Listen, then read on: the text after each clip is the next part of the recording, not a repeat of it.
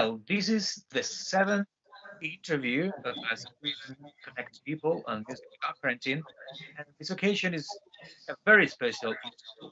Why?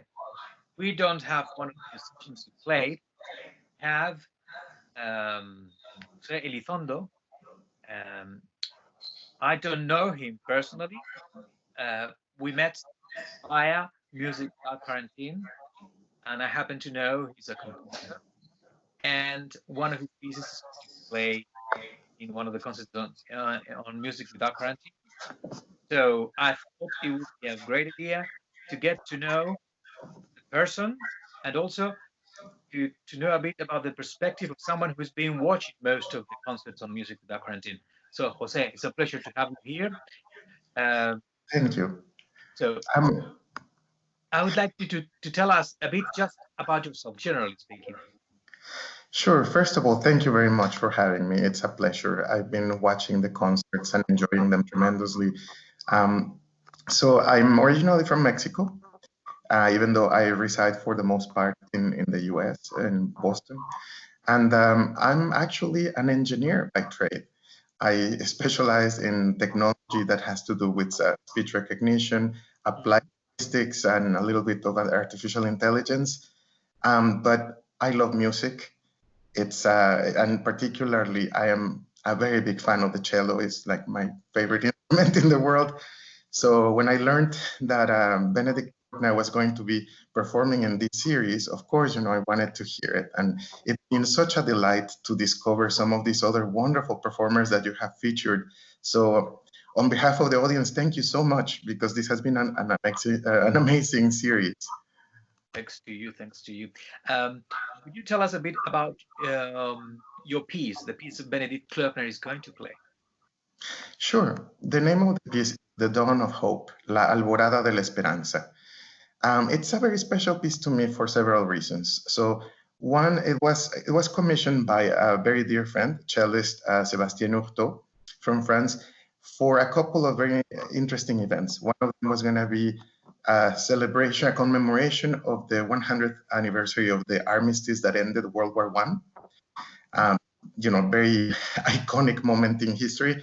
And the other one was going to be a gathering of hundreds of thousands of young people in Panama for the World Youth Days. Shortly after receiving this wonderful commission, there was some tragedy in my family. We lost some people in my family, and it was really a very difficult moment.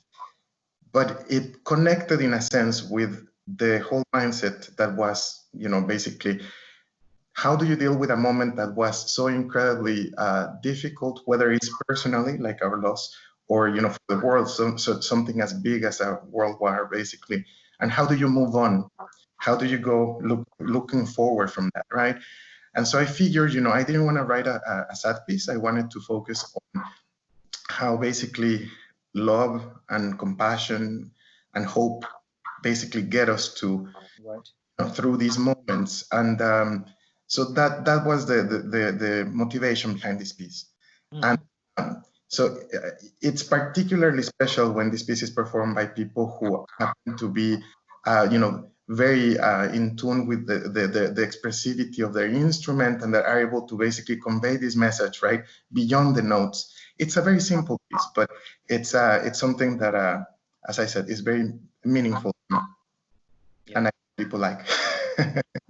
So, and what could you tell us about your experience on Music Without Quarantine as part of the audience?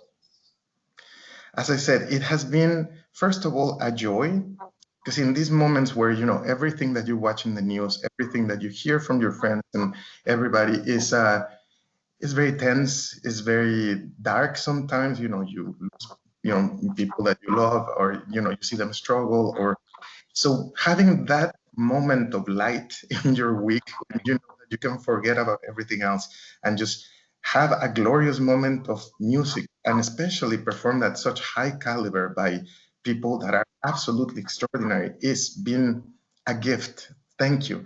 And also, of course, a discovery, because I have to confess I wasn't familiar with all the performers, and so it's marvelous to be able to discover all of these absolutely wonderful people, and I'm now a fan of all of them.